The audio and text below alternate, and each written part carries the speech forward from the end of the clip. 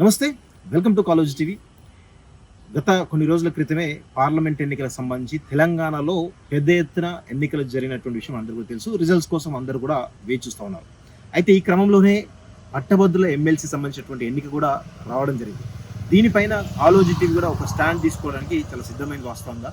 కానీ ఆ 53 మంది అభ్యర్థుల్లో దాదాపు 25 మంది అభ్యర్థులు దాదాపు నాకు వ్యక్తిగతంగా పరిచయం ఉన్నటువంటి వాళ్ళు చాలా మంది ఉన్నారు. అందులో వాస్తవం 25 మంది అభ్యర్థులు నాకు వ్యక్తిగతంగా పరిచయం. కానీ ఈ రీసెంట్ పరిణామాలు చూస్తూ ఉంటే ఖచ్చితంగా ఎవరికైతే అర్హత ఉందో వాళ్ళని గెలిపించుకోవాల్సినటువంటి బాధ్యత ఈరోజు మా పైన, ముఖ్యంగా కాలేజ్ టీం పైన ఉందని చెప్పేసి మేము భావించడం వాస్తవం. అయితే ఈ క్రమంలో ఈరోజు తీన్మార్ మల్లన్న పైన ఈరోజు పెద్ద ఎత్తున దుష్ప్రచారం జరుగుతూ ఉంది. పెద్ద ఎత్తున ఆయన పైన విమర్శలు కావచ్చు. అసలు ఒక వ్యక్తిని ఓడించడానికి ఎన్ని శక్తులు పనిచేస్తున్నాయో ఈరోజు మనందరం కూడా చూస్తా ఉన్నాం వాస్తవంగా. ఆయన ఓడగొట్టడానికి ఇటు చాలామంది ఆయన వ్యతిరేకులను కళాకారులు కావచ్చు, లేకపోతే రాజకీయ నాయకులు కావచ్చు, లేకపోతే కొంతమంది వ్యతిరేక ప్రచారంలో మభ్యపడినటువంటి చాలామంది యువత కూడా ఈరోజు ఆయనను వ్యతిరేకిస్తూ ఈరోజు చాలామంది పెద్ద ఎత్తున వ్యతిరేక ప్రచారం చేస్తూ ఉన్న విషయం మనందరం చూస్తున్నాం. అయితే ఈ సందర్భంగా నేను కొన్ని విషయాలను ఈరోజు చెప్పే ప్రయత్నం చేస్తాను. ముఖ్యంగా దానిలో చాలామంది కళాకారులు కొంతమంది ఆయనకు వ్యతిరేకంగా పాడిన వాళ్ళు.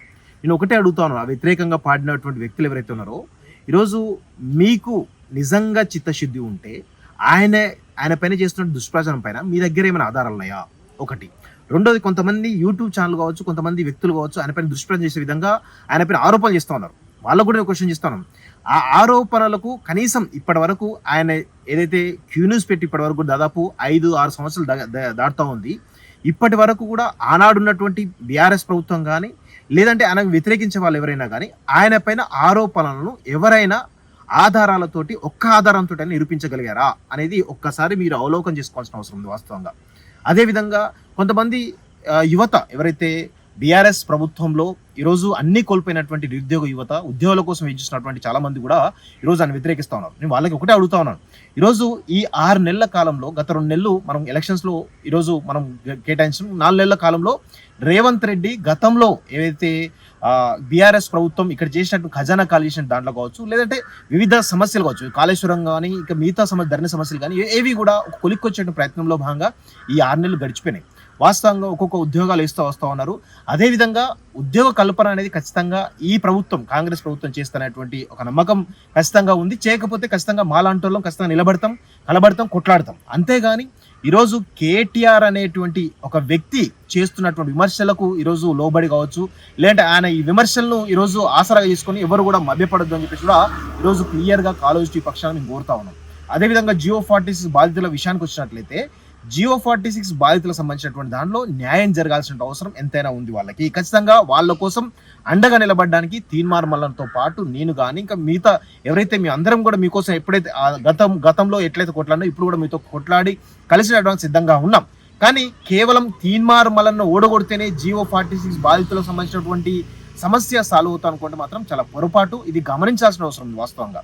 సో అందరూ, చాలా శక్తులు అందరూ కూడా ఈరోజు పెద్ద ఎత్తున తీన్మార్ మల్లన్నని ఓడగొట్టడానికి చాలా పెద్ద ఎత్తున కుట్రలు జరుగుతూ ఉన్నాయి. అంటే ఒక వ్యక్తిని ఓడగొట్టడానికి ఇన్ని శక్తులు పనిచేస్తున్నాయంటే ఆ వ్యక్తి ఎంత బలవంతుడో ఒక్కసారి మనం అందరం కూడా అర్థం చేసుకోవాల్సిన అవసరం ఉంది వాస్తవంగా. అయితే ఈరోజు చాలామంది కేసీఆర్ కానీ మిగతా నాయకులు ఎవరైతే ఉన్నారో వీళ్ళందరి చరిత్ర ఒకసారి తీసుకోండి వాస్తవంగా. కేసీఆర్ ఎవరండి? ఒకనాడు ఆయన ఎమ్మెల్యేగా ఎన్ని కాకముందు ఆయన చరిత్ర ఏంటో తెలుసుకోండి ఒకసారి. ఆయన నేపథ్యం, కుల నేపథ్యం ఏంటో తెలుసుకోండి ఒకసారి.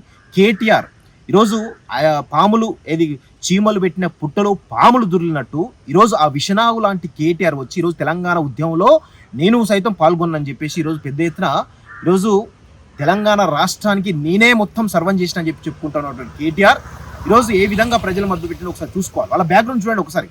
తీన్మార్ మల్లన్న అనేటువంటి వ్యక్తి బ్యాక్గ్రౌండ్ ఒకసారి చూడండి మీరు వాస్తవంగా. ఎవరైతే ఒక సామాన్యమైనటువంటి కుటుంబం నుంచి వచ్చినటువంటి వ్యక్తి, తనకున్నటువంటి టాలెంట్ తోటి ఈరోజు ప్రజలను ఆకర్షితులుగా చేసుకొని, అదేవిధంగా తనకు నచ్చినటువంటి స్లాంగ్ కావచ్చు, లేకపోతే వివిధ రకాల అంశాలు కావచ్చు, ఈరోజు పెద్ద ఎత్తున క్యూన్యూస్ ద్వారా ఈరోజు ఒక ప్రభుత్వాన్ని కొల్లగొట్టినటువంటి చరిత్ర ఈరోజు తీన్మార్ మల్లన్నకు ఉంది. సరే, ఆయన చేస్తున్నటువంటి ప్రయాణంలో భాగంగా అనేకమైనటువంటి విషయాలు ప్రస్తావనకు వచ్చినాయి వాస్తవంగా. సరే, ఆయన సెటిల్మెంట్ చేసిన అనుకోవచ్చు, లేకపోతే ఇంకేమైనా అనుకోవచ్చు, అన్నిటి కూడా ఎవరైనా ఒక్కరైనా కానీ ఇంత పెద్ద ఎత్తున ఆయన పైన విమర్శిస్తున్నారు కదా, ఒక్కరంటే ఒక్కరు కూడా కనీసం ఆధారాలతోటి ఆయన పైన విమర్శల్ని కనీసం ఆధారాలు చూపించే ప్రయత్నం చేయలేదు. అదేవిధంగా కేటీఆర్ నేను చెప్తా ఉన్నాను 56 కేసులు అయినాయి దొంగ అది అని చెప్పి మాట్లాడుతూ ఉన్నాడు కదా. కేటీఆర్కి నేను ఒకటి సవాల్ విసురుతా ఉన్నాను. ఈరోజు ఆయనకి 56 కేసులు ఆయనేమో దోపిడీ చేసు, దొంగతనాలు చేసు, మానభంగాలు చేసు, రేపులు చేసు ఆయన మీద కాలేదు. కేవలం ప్రజల కోసం కొట్లాడేందుకు మీరు పెట్టినటువంటి అక్రమ కేసులు అవన్నీ అనే విషయం కూడా గుర్తుపెట్టుకోవాల్సిన అవసరం ఉంది. ఒకానొక సమయంలో ఈరోజు మాలాంటి వ్యక్తులం ఈరోజు ఆనాడు కేటీఆర్ కానీ లేకపోతే కేసీఆర్ కానీ కవిత లాంటి వాళ్ళు మమ్మల్ని అరాచకంగా తీసుకుపోయి జైళ్ళల్లో మగ్గించి మమ్మల్ని చిత్రహింసలు పెడుతున్నట్టు క్రమంలో మా కోసం కొట్లాడినటువంటి వ్యక్తి తీన్మార్ మల్లన్న. సో అందుకే ఆయన కోసం ఖచ్చితంగా నిలబడాల్సినటువంటి అవసరం ఆవశ్యకత ఇప్పుడు ఉంది వాస్తవంగా. ఎందుకంటే ఆయన గెలుపు బాటలు నడుస్తున్నాడు. ఈ క్రమంలో మాలాంటి వాళ్ళం కూడా ఈరోజు మౌనంగా ఉంటే బాగుండదు కాబట్టి ఖచ్చితంగా ఆయనను గెలిపించడానికి ఖచ్చితంగా ఇలాంటి వీడియో నేను చేస్తాను. కాకపోతే నేను కొంత అందుబాటులో లేకపోవడం, కొన్ని వ్యక్తిగతమైన పనుల వల్ల నేను కొంత అందుబాటులో లేకపోవడం వల్ల ఈ వీడియో ద్వారా మీ అందరికీ కూడా చేరవేయాలనే ఉద్దేశంతో ఈరోజు ఈ వీడియో చేస్తూ ఉన్నాను.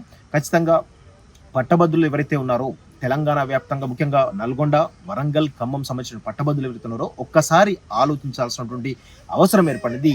మీ యొక్క ఓటు విలువ ఈరోజు ఎవరికి ఇస్తారు నిర్ణయించుకోవాల్సిన అవసరం ఉంది. ఈరోజు కేటీఆర్ చెప్తా ఉన్నాడు. ఈరోజు కేటీఆర్ ఏమంటాడు, రాకేష్ రెడ్డి అనేటువంటి ఒక వ్యక్తిని పట్టుకొని ఆయన బిట్స్ పిల్లానికి సంబంధించిన వాళ్ళు, ఇంకొకరు పల్లిబాటానికి సంబంధించిన వాళ్ళు అని చెప్పేసి చెప్తా ఉన్నారు. అంటే అర్హత ఉండాలి అంటే, రాజకీయాల్లో పోటీ చేయాలంటే ఖచ్చితంగా బిట్స్ పిల్లల్లో ఐఐటీ చదవాల్సిన అవసరం ఉందా? ఒక ఓయూలో ఒక కేయూలో చదివిన వాళ్ళు ఎంతమంది ఈరోజు పెద్ద పెద్ద నాయకులు కాలేదు? ఎంతమంది ఈరోజు జైపాల్ రెడ్డి లాంటి వాళ్ళు కానీ, పివి నరసింహ లాంటి వాళ్ళు ఎంతమంది ఈరోజు చిన్న చిన్న కాలేజీలు చదివి పెద్ద పెద్ద నాయకులు, ప్రధానమంత్రులు, కేంద్ర మంత్రులు అయిన వాళ్ళు లేరా?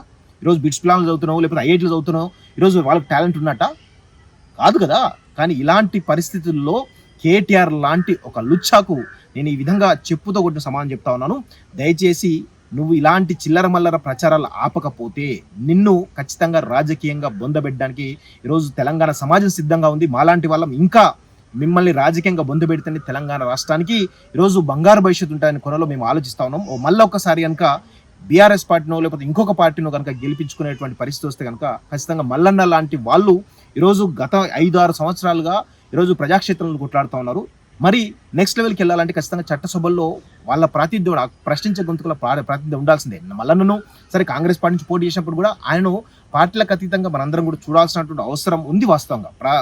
పార్టీలకు అతీతంగా ఆయన చూస్తే, ఎందుకంటే ఆయన ప్రతి సమస్యను తనకు మాట్లాడినా మాట్లాడకపోయినా కానీ ప్రతి సమస్యను కూడా ఆయన ఖచ్చితంగా సాల్వ్ చేస్తున్నట్టు ఒక నమ్మకం మాకుంది. ఎందుకంటే గతంలో మేము వివిధ భావజాలతో ఉన్నప్పటికీ కూడా, వివిధ రకాల ఐడియాలజీతో ఉన్నప్పటికీ కూడా ఆయన అవేం పట్టించుకోకుండా ఎవరికి కష్టం వచ్చినా వాళ్ళందరికీ అండగా నిలబడ్డటువంటి వ్యక్తి తీన్మార్ మల్లన్న. కాబట్టి ఖచ్చితంగా అందరికీ కూడా ఈ యొక్క వీడియోలో సమాధానం దొరుకుతున్నటువంటి ఒక ఆశతో నేనైతే అంటున్నాను. ఎందుకంటే నేను ఆయన లైవ్కు చాలాసార్లు ఆయన ఆఫీస్కి వెళ్ళినప్పుడు బయట వందలాది మంది బాధితులు, ఆనాడు కేటీఆర్ లాంటి నియంతృత్వ పాలనలో, అరాచకమైన పాలనలో వందలాది వేలాది మంది బాధితులు ఆయన ఇంటి దగ్గర, ఆయన ఆఫీస్ దగ్గరికి వచ్చి ఈరోజు ఆయన కలుస్తాడు, ఆయన కలిస్తే కనుక ఫోన్ కాల్ చేస్తే మా సమస్య చదువుతుందని చెప్పేసి అనేకమైన వందలాది సంఖ్యలు మేము చూడటమే కాకుండా మేము కూడా సర్వంగా మా కోసం కూడా అండగా నిలబడ్డటువంటి వ్యక్తి తీన్మార్ మల్లన్న. కాబట్టి ఖచ్చితంగా ఆయనకు మనందరం కూడా అండగా నిలబడాల్సిన అవసరం ఉంది.